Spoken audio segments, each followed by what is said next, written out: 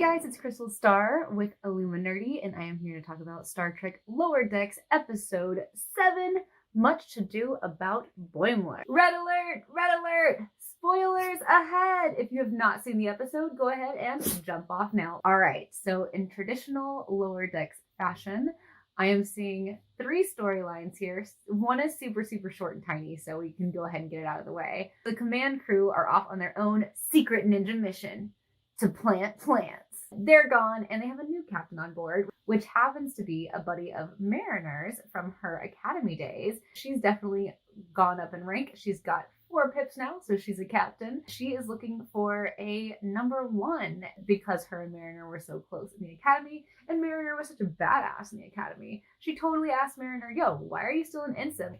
Come help me on this away mission.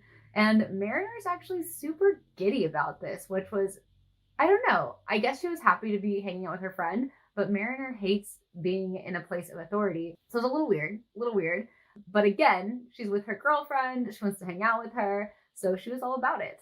So they go on this away mission. Mariner is just messing up left and right. And it's just totally out of character for her, but also in character for her. And it really had me thinking, what is she doing? Definitely grabbed my attention. At the time when I was watching it, almost in like a negative way, I was almost getting mad at the character, but looking back, I feel like maybe the writers wanted me to get mad at the character.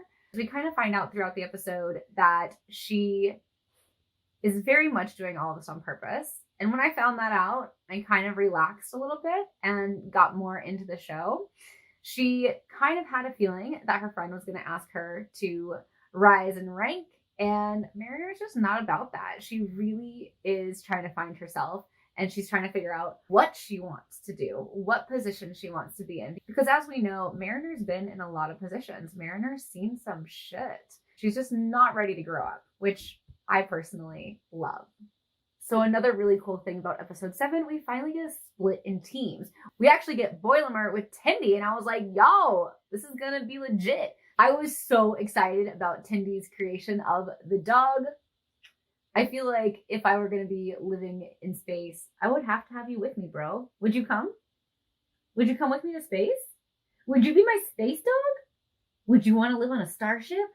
So Tendi has no idea what a real Earth dog is like. She got the outside pretty dead on. They're cute, they're fun, they're cuddly, but they don't have bats flying out of their eye sockets or mouth holes or whatever that was. So the dog gets sent to the farm. Another character that gets sent to the farm is Boimler because he had a transporter accident. Rutherford was trying to make the transporter like a millisecond faster than it already was and puts Boimler's life at risk, which I kind of found funny. I was just like, oh my god. Okay, legit, I actually found it really funny.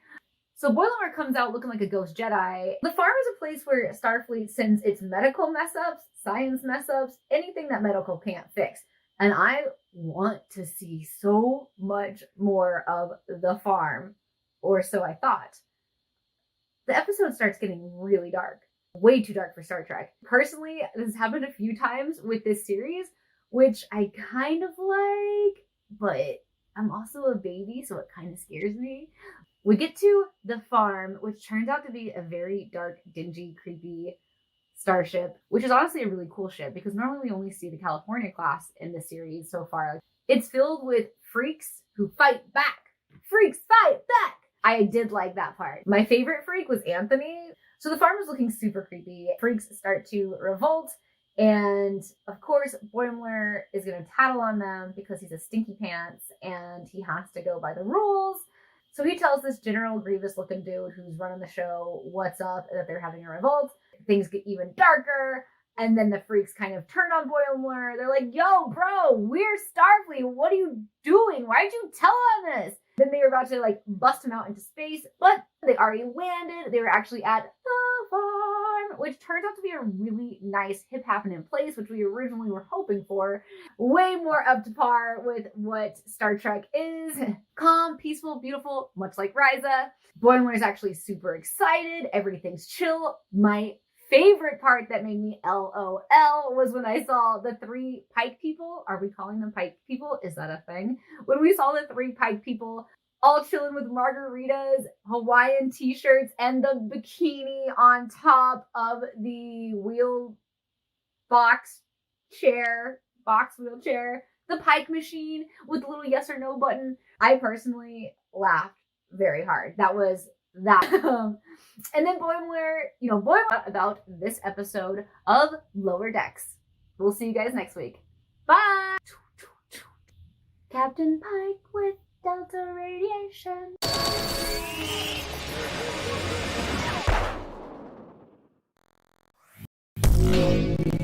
Now we're up. This is us. Let's see. Who do I got here? I got a ton of people here with me today. In the upper left, we've got Bryce Klinger, not from MASH. In the upper right, we have Heirloom, who just shrunk. I'll have to fix that. And in the lower right, we have Eric Berry from Ranger Command Power Hour. To my left, we have Daniel. And then in this missing seat right here is going to be Joe. He'll phase in. It's going to be amazing. He's just going to spare no expense here. He is going to... You're going to be like, wow. And now all of a sudden I can't hear you guys. This is going really well. I want a teleport effect. Teleport effect. I'll see what I can do. Original Star Trek. With our internet today, it might just get really glitchy, and then all of a sudden he'll just be there. Yeah. There we go. It makes sense. It makes sense. Trust us. It's going to look great. We're going to fix it in post. All right. So to start off today, because we've got a bunch of people with us here that aren't normally here, Daniel, tell me a little bit about your experience with Star Trek. Okay. Star Trek for me has been kind of hit or miss. I haven't always been a big fan of Star Trek. I am a Kelvin timeline guy. So people may hate me for it, and that's understandable. But that's where most of my knowledge lies. Beyond that, I kind of know their shows, and I've seen them, and I don't recall any of them. So this is going to be very interesting. Yeah, this is. Bryce, you started watching Enterprise around the same time that Joe did, right? Yeah, that's correct. So I saw the show was we were getting ready to do the Star Trek show, and that Joe was starting on Enterprise, and that is always actually something that I have wanted to do as well, watch in chronological order. So I felt like that this was just kind of a sign that it was time to do so, and so I'm not as far into it as Joe. I know Joe, I believe, is already finished, but I am. It's like a good portion of the way through season 2 right now, and I'm really enjoying it so far. But also, like Daniel, I watched the Kelvin timeline movies in the theater as well, and I'd watch it up and on as a kid. Because I mean, my dad would have it on, but then I was for some reason as a kid I went like, Dad, this is boring. I don't like this. Turn Power Rangers back on or something, you know. But I don't feel the same way now. I watch it a lot on the Pluto TV channel. That's a good place to watch a lot of Next Generation. So yeah, I've been. So with the Kelvin movies, which one was your favorite? Everyone else's least favorite, which was really Into Darkness. Yeah. I really liked Benedict Cumberbatch as Khan, and I liked the action a lot more in that one, and I kind of like the Kirk Spock reversal that they did near the end of the movie. I thought that was pretty cool. So I don't know. I just liked it more than everyone else, I guess. Beyond was. I watched that one in the theater. That was okay. But I really enjoyed the first one as well. Oh, yeah. Would anyone like to respond to Bryce's clearly incorrect choice? Wow. I mean, I wasn't a big fan. I wasn't a big fan of Into Darkness. I actually read the comic that they did kind of afterwards, which explained some discrepancies and that, which put it into like a better context for me. But I didn't like how they retreaded probably one of the greatest Star Trek movies, Wrath of Khan. But yeah, I loved Star Trek Beyond. I thought that was a great way to celebrate the 50th anniversary of the franchise. It was awesome. And then again, the first movie did such a great job to like get a whole new generation of fans into Star Trek. So, without that first JJ movie in the Kelvin timeline, we wouldn't have all of the wealth of Star Trek that we've got right now with CBS All Access. Well, and also keep in mind whenever I watch those movies, I wasn't exactly a Star Trek fan, so I might go back and rewatch them and completely opinions. But that's just going off of whenever I last watched them. So, and that was before Ryan. Well, that's my point. It was a movie that made it so accessible for everyone, for new fans to jump into Star Trek. You know what? Honestly, Bryce, don't let them bully you into not liking what you liked. Okay. I mean, here they are. You say, "Oh, I like this," and they're like, "How wrong he is," and can't wait to hang up on him. I mean, no, you're doing well. You're doing well, man. Listen, I didn't hate Into Darkness.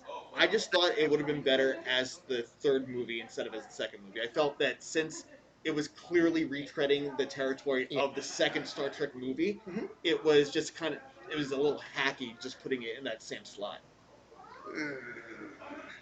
Erlen, what about you? I wasn't a Star Wars. I wasn't a Star Wars. Damn it, Bryce. Damn it, Bryce. I'm sorry. You know me, interrupting people as usual. That's my bad. It's fine, Bryce. You go on. Fine, Bryce. No, I'll go on, and you can interrupt me again. It's absolutely fine. No. I was finished my statement. You go right on ahead, Erlen. Thank you, Bryce. Thank you. So yeah, I watched it as a kid. I grew up with Next Gen. Watched all the way through. Skipped DS9 because I couldn't stand it as a kid, and then really got back into it. Actually, really enjoyed it. The best Star Trek film, of course, is First Contact. And I agree with that. Deep Space Nine is one of those series where when it was on, I was like, okay, this is cool. I did like it better than Voyager, and then I recently went back and rewatched it a couple of years ago, and it just absolutely became my favorite out of all of the Star Trek series, just because everything in it felt so relevant with what was happening today, even though the show itself felt a little bit dated because obviously it was made in the 90s, still the storylines themselves were just just so prescient with what was happening. Okay. So, moving on from all that kind of stuff, today we are going to be talking about episode 10, which was called Fortunate Son, and is all about our first experience meeting the Nausicaans in the Star Trek timeline, because it wasn't really the first time we've actually met them, if you've been watching out of chronological order. Okay. So, I don't know. I wasn't a big fan of this episode, just in general. I didn't not like it. It just felt like a standard filler that was just kind of there. There was a little bit of character development for Travis, which I know is one of Joe's favorite characters. But outside of him, I didn't think the plot really went anywhere. Erlen, since you are newly joining us here, what did you think? I kind of started watching it today because I didn't know what episode you were up to. It felt like one of those episodes where you have people that are like, oh, we need help. They board the ship or they get welcomed on the ship, and then they're dead nice, and all of a sudden they just stab everyone in the back, take over the ship with a doorbell, because that's literally how you take over a Federation starship these days. And then at the end, it goes into a chase, and it's therefore it's like, so what did we learn today? Oh man, don't trust anyone on that ship again. Yeah, cool, Archer. We'll do that. So I think I got halfway through it, and then I stopped. But it was the generic story, but it felt okay. Paul, that's all I can say. Paul, that's all I can say. Yeah, I thought there were some good moments that stood out. Like I enjoyed the scene between Travis and the guy from the other ship, who he had been with on. What I don't remember the name. The Horizon. The Horizon. The Horizon. So I thought that was a good scene, and it did do a lot to help us understand Travis a little bit better. But Eric, what about you? Yeah. Yeah, Fortunate Son, if you're coming into it just, straight season one, it definitely feels like a little bit of filler, but at the same time, I think, this is one of the few, the few type of boomer episodes that we get with the Earth fleet of ships. So I think from like a Travis standpoint and seeing Earth's cargo ships, I think it's a great way to get introduced to how everyone on Earth was trading with other ships before Warp 5.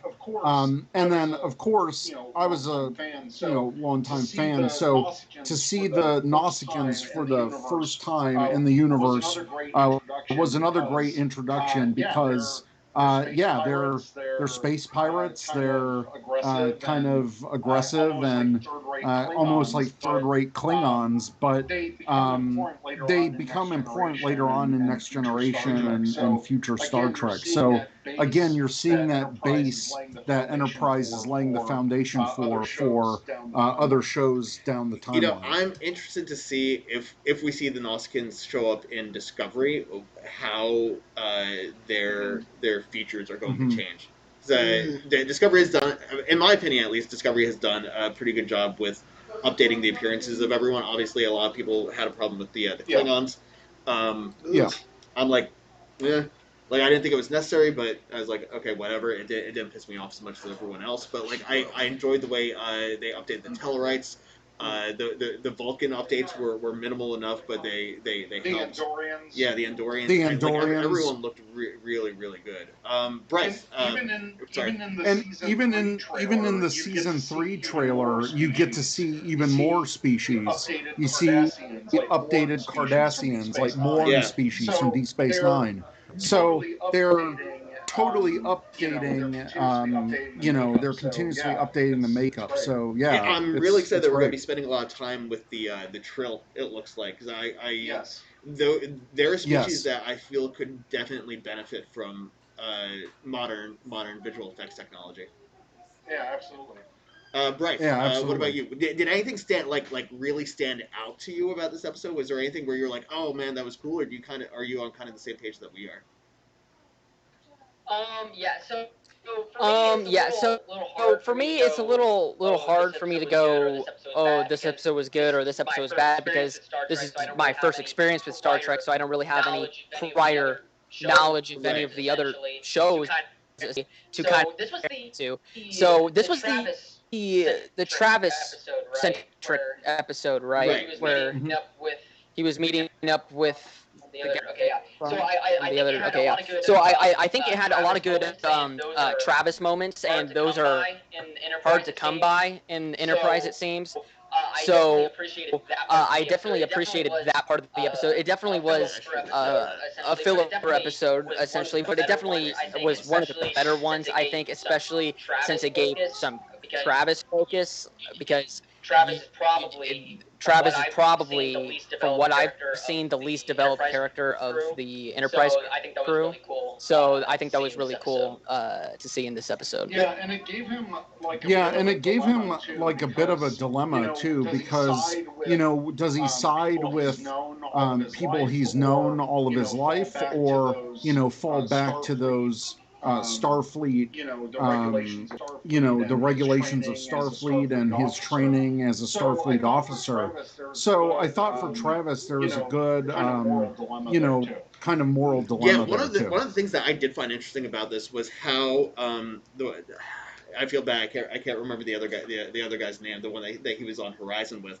But how during their discussion, you find out obviously Travis's family was.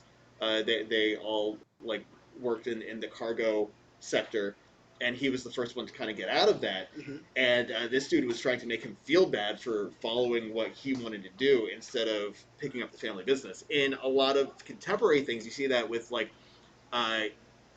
people on a farm. like family owns a farm, and one of the kids just is like, this isn't for me, Mhm. and wants to go off and do something else, and Mhm. it's the same type of like back and forth. I mean, that's understandable. It's a kind of a push and pull where people are like, this is what I'm used to. This is what I'm accustomed to. Any level of change is something that isn't really smiled upon. It's more frowned upon because it's like, well, if you can change, sometimes it makes them think to themselves, why didn't I? I had the same opportunity. Why didn't I? Or also, my change wasn't as big, drastic, or monumental as yours. So it makes them kind of, feel bad about themselves. So what are they going to do? They're going to turn around and, focus it on you. This Right. anger, this rage, whatever it may be. And that's exactly what he was doing. He was like, here's my guilt. Here, you can have it. Mm-hmm. Yeah. So that was Yeah. the problem. One of the other things I found interesting about this episode is that it kind of framed a question that I've kind of had about, well, who gave Starfleet jurisdiction to just kind of be the police of the universe? This is something that I talked Thank about you. with Power Rangers too. Yep. Is, like with Power Rangers in space and now Lost Galaxies, like, okay, cool, they're out there, like they say they're keeping the peace, but who gave them that authority to really do that? Well, that's the thing. It's like, here we go, and this is a clear-cut example of it, where we have pretty much Starfleet going around just usurping their authority, right, over everyone, and especially when it comes to the freighters. The freighters have an old way of doing things, and they're like, this is how things are done. And you're like, who are you? And then after that, wait, why am I listening to you? But they're like, well, you know who we are, and that's how it works. And it just doesn't make sense in that way, where it's like, you know what? There has to be some level of a connection with these people. You can't just show up and say, I run things now. Right. Yeah. But that's what Starfleet always does. And it's like, because they have the numbers. Yeah. Yeah. That's it. Yeah. Exactly. Was there anything for all of you guys, whoever wants to chime in on this one? Was there anything that stood out in this episode where you were just like, this is dumb? Why is this happening? I don't think it's like Uh, dumb wise. I don't think it's like dumb wise. I think one thing that I quite liked was where they're in the cargo bay, and suddenly, like when the pirates want to get out, they shoot certain areas to kind of like Right. make it look a bit danger. But you, like the crew of the Enterprise, uh, in some way weren't kind of expecting it. Like they knew something was going on, and then when it all kind of starts happening, it's like, oh crap! Like this never really kind of happens, especially like with other Earthlings. I'm guessing because it's been a while since I've watched like the previous episodes, but it kind of felt like that. They're like tricked again, especially like shooting the hole to kind of puncture it, and then kind of shooting the control pad, and then they're going like, "Oh, I'm trying to get out. Why is it not working?" It's like, man, you just saw them shoot the control pad. But I kind of like that. But I kind of like that. I can't remember if by episode 10 did they use the transporter. No, they did. They've used the transporter before. Mhm. Yeah, So I didn't they know why have. they didn't. That actually came up earlier in the Wow. episode. One of the Kip guys to pick asked them up, Travis, which is "Have you ever actually been through the transporter before?" And he was like, "No, but I kind of want to." And at this point, like they have, because we're 10 episodes in now, and they've beamed like maybe 2 or 3 people using the transporters, but they're still like, it's not exactly safe for people yet. So I don't know that I would choose to do that. Nope. Especially like when Travis is like, or not Travis, the other guy was like, people have said that you could feel yourself being in 2 places at the same time. Like I feel that would just like break me. Mm. Oh, no. No. Sorry, I'm not a fan of that. No. It's just one little mix up, and then all of a sudden it's like my mouse is on my shoulder. I don't like. No, I'm not okay with any of that. Well, that kind of happened. You'll see Joe here in a second whenever he comes into the show Oh, through a teleporter I'm hoping beam. that it Cronenberg's him. I am looking forward to it. That's what I want. What there was I want to say it was episode 4.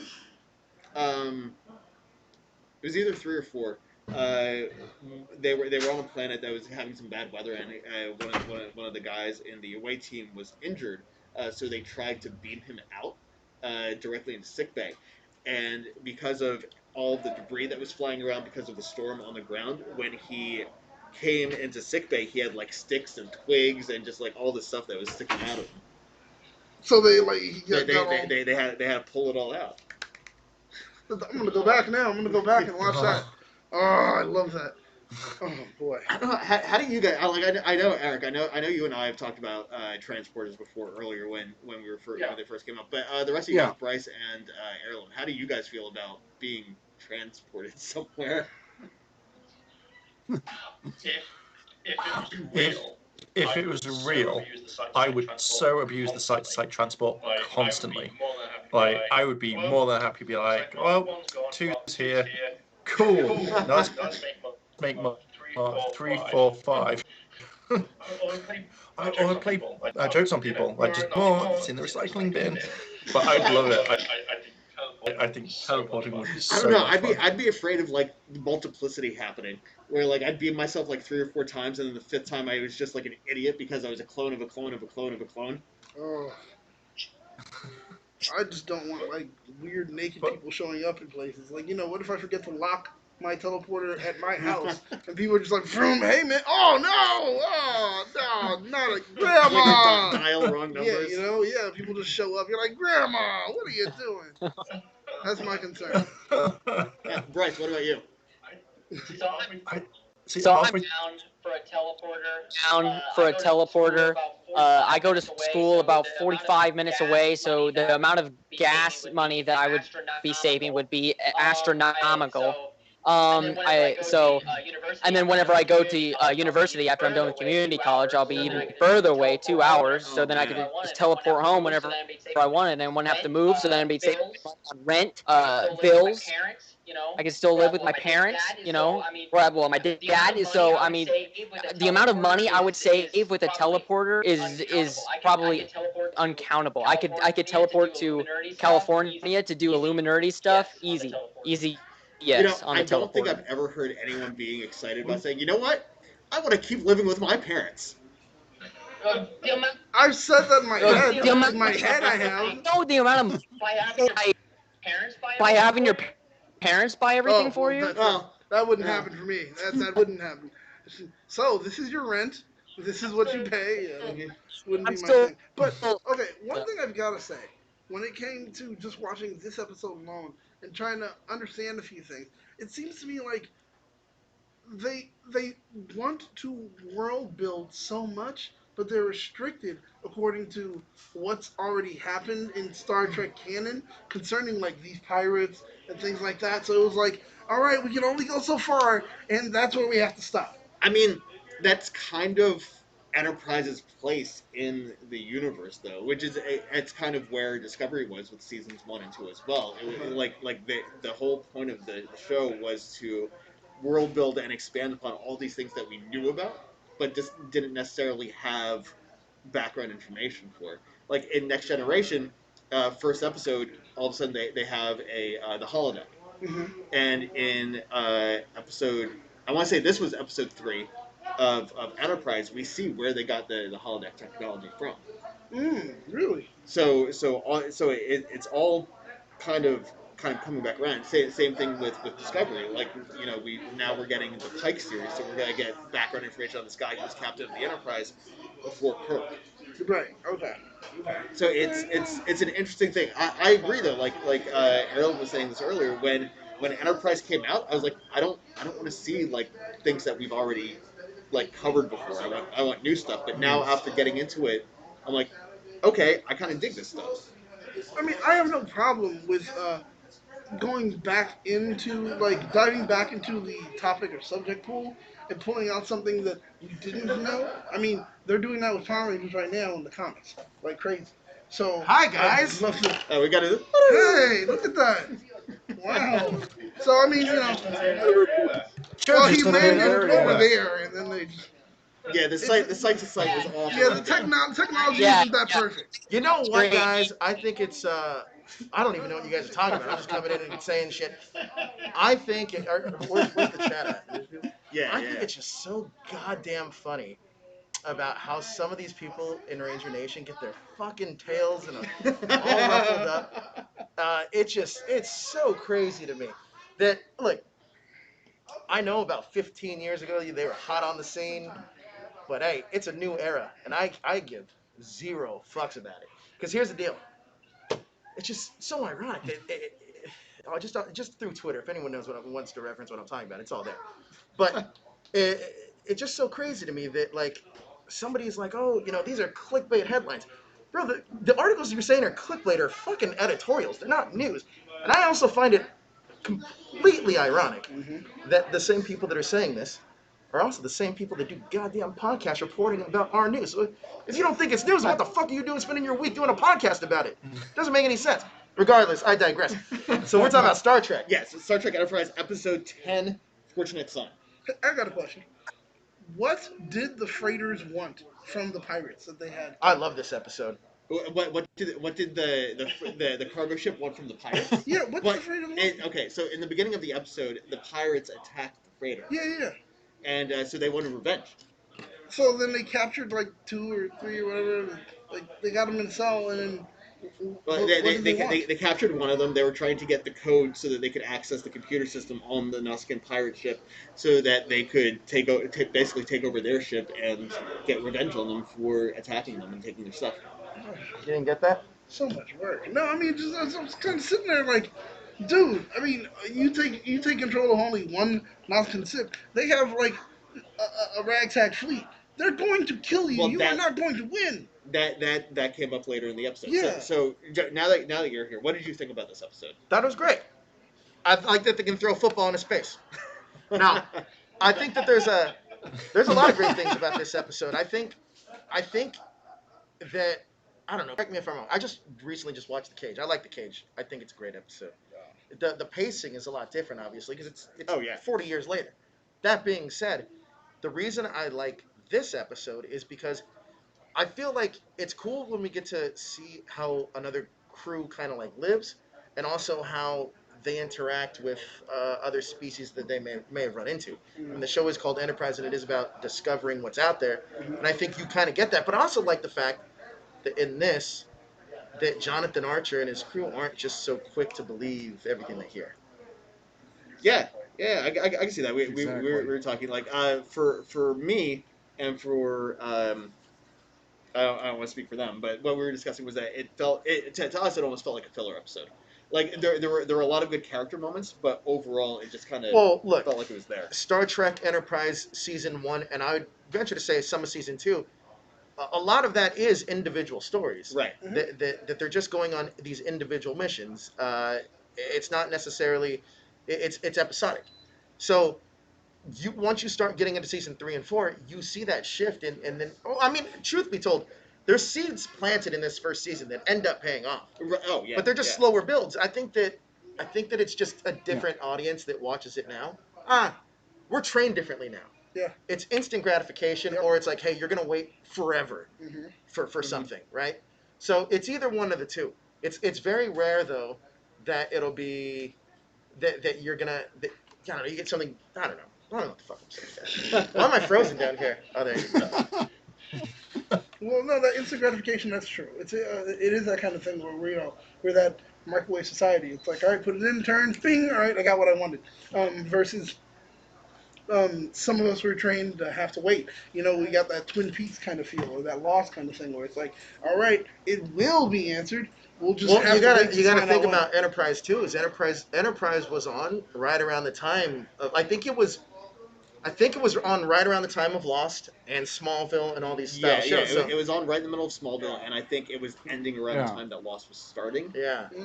So it was in a fascinating time frame. See, but I was mentioning that it feels like they're kind of restricted on what they can do as far as like, hey, we want a world build, we want to give you more, but it's like, oh, we can only give you as much as what you already know, and then we can reveal things from prior to that. Wait, but it still has to line up with this. So I have a question for Erlen, because I actually don't know this. How did you get into Star Trek? Or have you always been a Trekkie even before Power Rangers? I was a kid when A Next Generation aired over here, and I instantly fell in love with the show. I think the original series was airing, but I never kind of really liked it. But I think watching the first episode of Next Gen, when you had like touch computer, where you could say to do this, and it would like bring it on, and then you had data, and literally it stuck. And one of my superpowers is if I watch an episode from either Next Gen, Voyager, or anything, within the first 10 seconds, I can tell you the entire episode, and it's just fucking crazy. But I loved it because I think it was the technology that kind of like brought me into a lot of it, because it was just so different. There was no other shows like that around at all. So I just absolutely fell in love with it. And one thing that always bugged me in the Next Gen was they never used the captain's yacht. Oh. Did you watch Enterprise as it was airing live? I think so. I could never get into it because my thoughts was just after Voyager that I couldn't figure out why they want to go back towards like near the Kirk era, because I thought they just wanted to kind of like capitalize on it and go, oh, we haven't got anything popular, so if we go back to before Kirk, then we could do this. And because there's no references in either the original series or Next Gen for DS9. He's caught in a transporter beam. But I won't go on about it. But exactly. But it just felt like, why would you go back when you've already gone forward and each series progresses? I never could figure it out whatsoever. And now, has your opinion changed on it, or do you still feel about the same? I kind of like it. I kind of like it. I think it's an interesting series because now I'm giving it a chance. Like, I never liked DS9, but I rewatched that all and I actually kind of like this. So watching back at some episodes, it's actually interesting to see about Enterprise. I think there was one or two episodes that just didn't make sense. That's what really. But I think maybe if the ratings dropped at the time, that's what they used to kind of boost it up. The story for another day. But yeah, I'm kind of enjoying it from what I'm watching at the moment. I love the series. All right, so what else you got, Josh? All right, so I'm gonna jump into our trivia here. We've got a couple little bits of info here. So as I mentioned towards the beginning of the stream, this episode is the first on-screen appearance of the Nausicaans in Enterprise, but this outing also depicts the first official contact between the two. So not only was this the first time we've seen them, but also in Star Trek history, this is the first time that they actually met, sort of like the Andorians. Oh, wow. Do we ever see them again? They do show back up later in Enterprise. Oh yeah, you know what? I do know who they. And they also show back up obviously later. You know what? In the Cage, there's some deep cut references that I was privy to by my experience with Enterprise. They make a reference about the green slave women on the Orion system. Orion, yeah. Hey man, I've been there. I visited it. I know what's going on. So like, there's little like deep cuts that I was like, oh, I know what that looks like. And see, that's what we were talking about this the other day. That's one of the things I find fascinating about the way that you're going through it, because things that we knew about because we'd seen them in earlier things, now you know about them from Enterprise, and I'm seeing them in future things. So it's a weird shift. It is pretty cool though. Like I do. There's some great lines in that Cage episode. I'm sure we'll talk about it. Yeah. We'll get there. 14 years from now. Let's see what we got next. So Admiral Forrest references the scans the Enterprise took of Archer's comet and breaking the ice as being incredible. So this is just a little piece of continuity, making sure that we remember things that had happened previously in the show. Not a huge thing, but just a kind of a cool reference to something that we'd seen before. The Nausican ship, they changed it slightly later on in the series and used it again for the Xindi ship in the third season episode, and then as another alien vessel in the fourth season episode, Bound. What else we got? Mayweather in one of the pieces of the show that I had mentioned that I enjoyed was one of the conversation between Travis and I can't remember his name still, but the guy from the other ship, Ryan. I've got it right here. Mayweather. That's what you tricked there. Mayweather mentions to Ryan that Starfleet has plans to build 3 more NX class ships in the near future.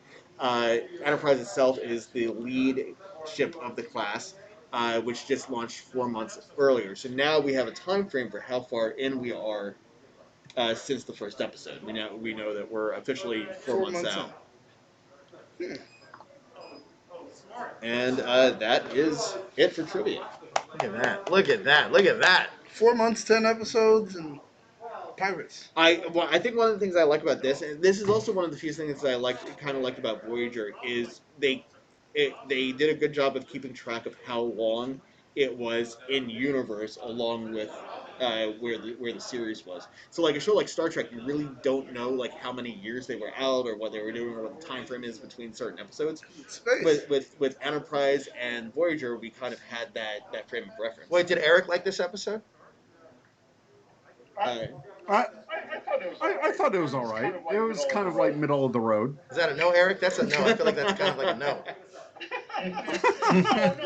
No. There's things that I enjoyed about it. I definitely appreciated the Travis focus for this episode, and I like seeing the boomers. I like seeing the older generation Trek ships.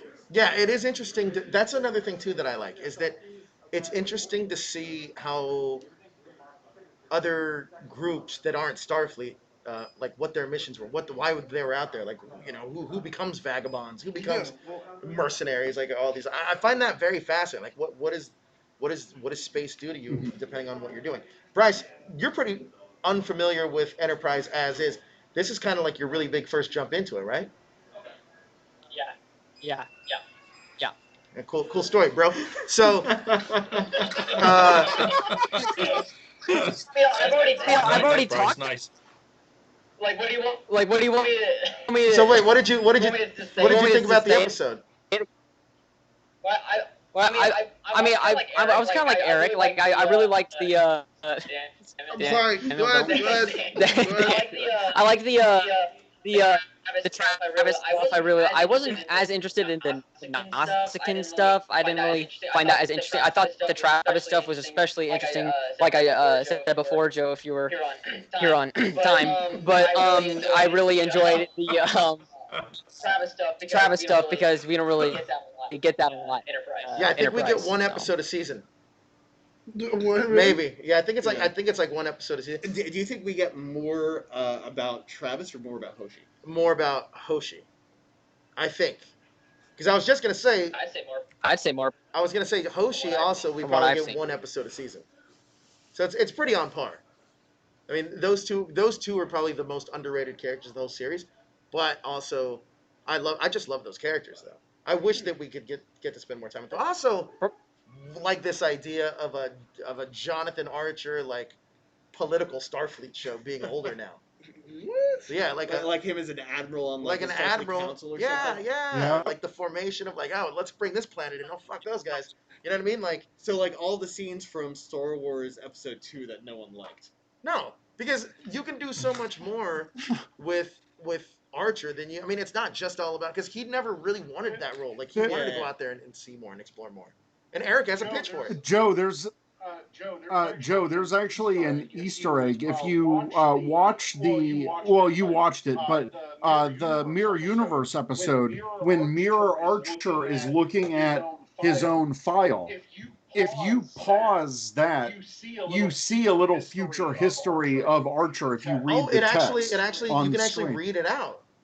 Yeah, he actually at one point he becomes like a president of the Federation at some point. Like about 10 years after Enterprise ends and the Federation is formed, like he eventually becomes an ambassador to Andoria, and then he becomes a Federation president. And he died the day before he died the day after he watched the original Enterprise launch. Really? So it connects the whole, and that's all in this little Easter egg text that's on the screen. And if you're watching in HD, you can like read that little snippet. Hey, Josh Goldman, if what he said isn't in your little fucking notes when we do that episode, that's a big giant fail. Because I honestly had no idea, and because he does make mention, he's like, he talks about Hoshi, and she doesn't want to know like anything about her. So I remember that scene very specifically. I don't remember. Yeah, I don't remember that at all. Dude, I didn't know. But that's also really interesting because if you in the Kelvin movies, it's on Memory Alpha. Like for that specific episode, they've got a screenshot, I think, of like his future history Wouldn't you want to see that biography. play out though? yeah, oh yeah, That's what I'm saying. You think it'd be all this Star Wars episode 2 Yeah. bullshit? but in Welcome to Eric Berry's show, The Micromaneuver. in Interesting. in Star Trek 2009, when they meet Scotty for the first time, he mentions that he was doing a transporter Yeah, I knew experiment and he loses Porthos, Archer's dog. Yeah. Mhm. So now that's really interesting to me because I want to know how long in the past that was, because if he had died before the Enterprise launched, I wonder if that's different in the Kelvin universe. Hey, does Jonathan Archer die of natural causes? I'm just very curious. Yeah, he does. Yeah, he So that's does. probably the same in the Kelvin universe then. Could be. Guys, I was going to ask you about. All right, so wait, I have a question about the Kelvin universe then. Okay. So wait, time out. So the 2009 movie Right. is still supposed to be the same universe as the regular universe. When's the split happen? At the very beginning of the 2009 movie. Okay, so that's why Pike is still there and he's able to like talk to Kirk. Right. Because when Right. like basically the day that Kirk was born is when the split timeline happened. So it just changes. Okay. Yeah. Got it. That makes more sense now. I thought it was like later on. I was like, wait, why is Pike still there? No, so it's wibbly wobbly. Gotcha. So you weren't here when we were talking about the like getting into the episode itself, but like, was there anything that's really really stood out to you where you were like, this is a really cool moment? The makeup for the Nausicaans. But yeah, I honestly, the one thing that I'm always impressed by with Star Trek is how good the makeup looks. Like how good the effects look. You got to think about this, guys. For being like 2000, this is like 2000. 2001. Well, this is 2000, right? Because 2001. Oh yeah, I think this is 2001, roughly around there. Yeah. So for being what it is in 2000, 2001, imagine the shows. Think about the shows that were on around that time. We're talking Smallville, talking like maybe tail end of Buffy. I don't know. Talking about those kind of shows. Mm-hmm. The effects in this show are fucking way better than the effects in the other shows. Yeah. The makeup in this show is way like it's something that goes completely overlooked. Yeah, let me pull this up here because we can actually see the Nausicaan here on the screen. Amazing. Like that makeup actually looks really good, and it's a slight change from what they looked like when they originally appeared. That ridge in the middle is new for Enterprise. Before you came in, we were discussing Discovery and how Discovery did a visual makeover on a lot of the species and the characters. I'm really interested to see what the Nausicaans would look like in the Discovery universe. Oh, maybe we get him in season Season 3, maybe. Ooh. Eric Berry knows. Look at that grin on his face.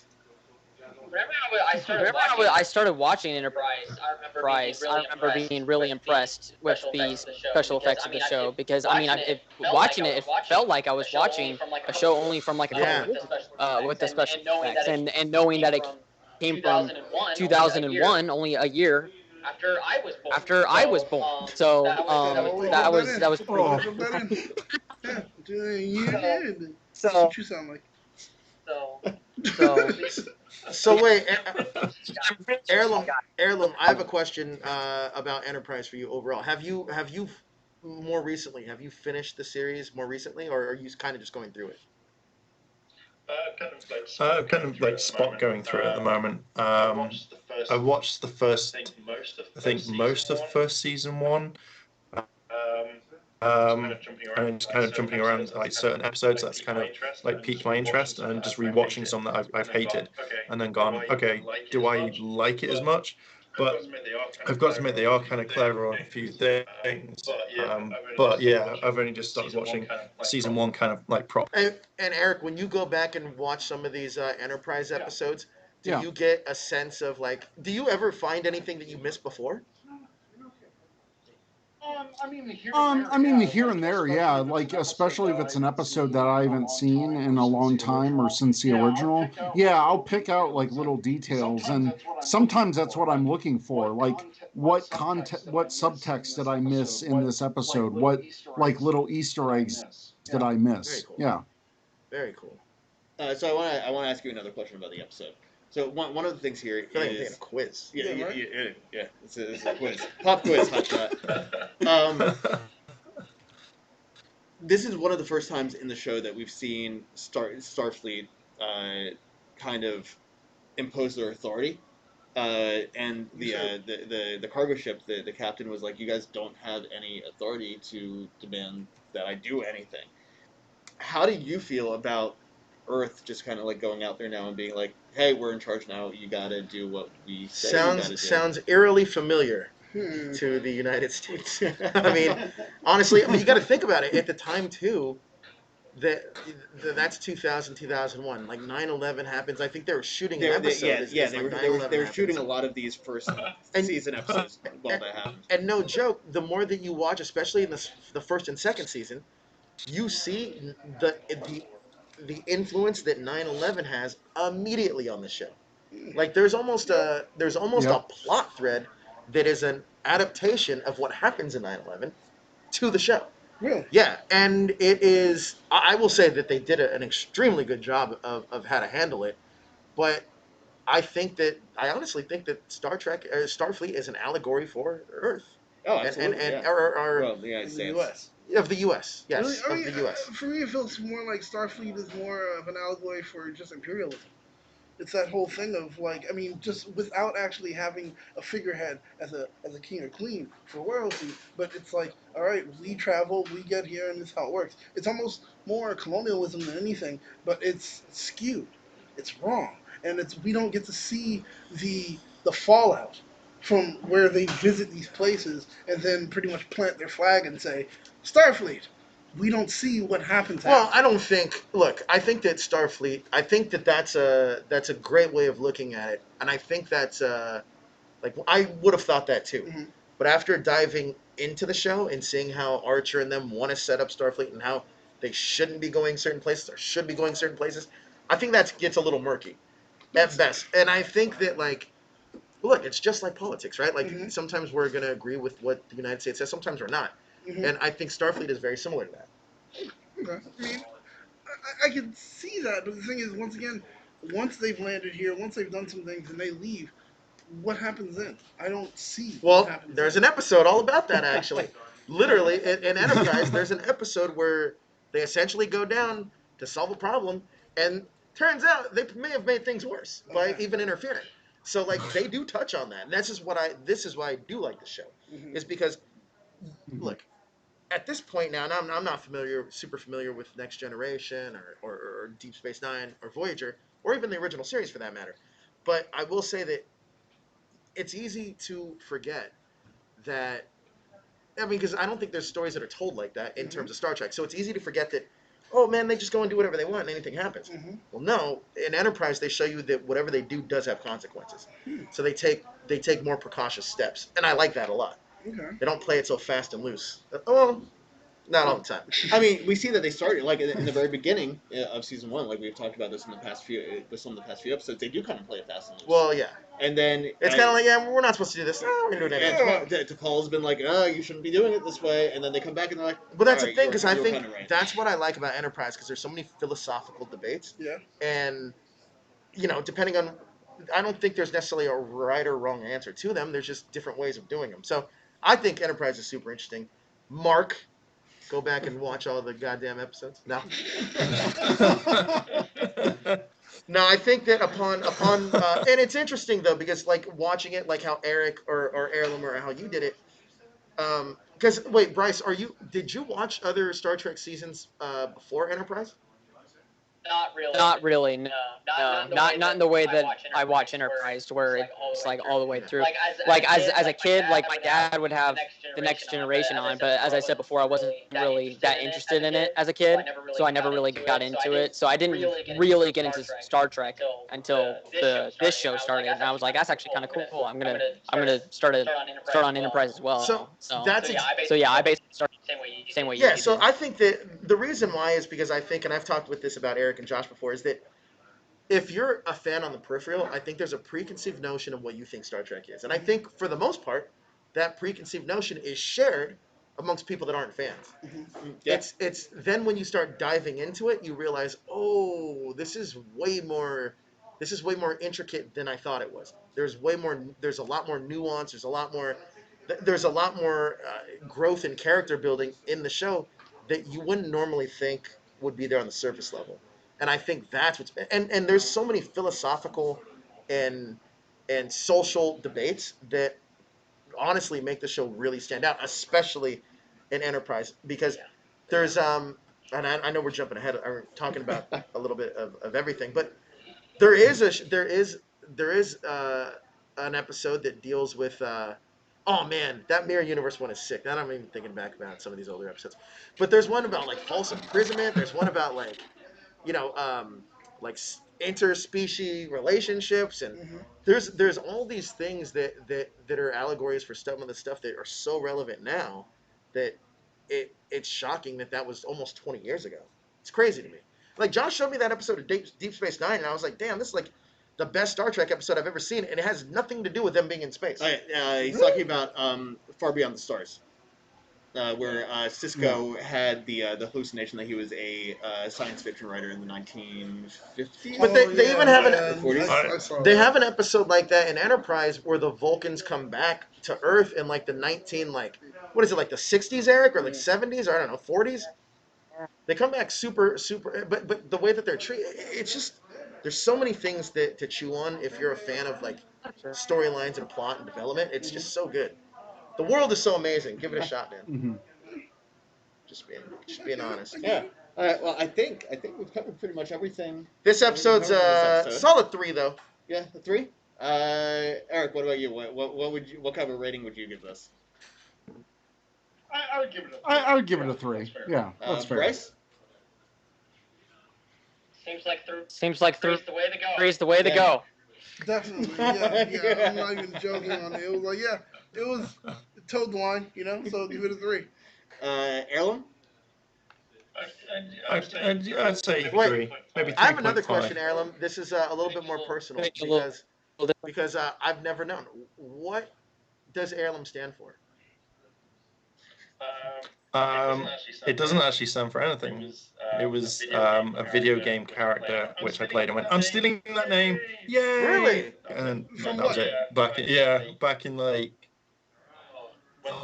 when PlayStation 1 games were a thing. Let me just tell you, I did a deep dive on your channel just to figure out if like how the name got started. No joke. I was like, why? I don't know. And I even Googled what heirloom was, and I couldn't figure it out. I was like, no, that's a heirloom tomato. That's not the same.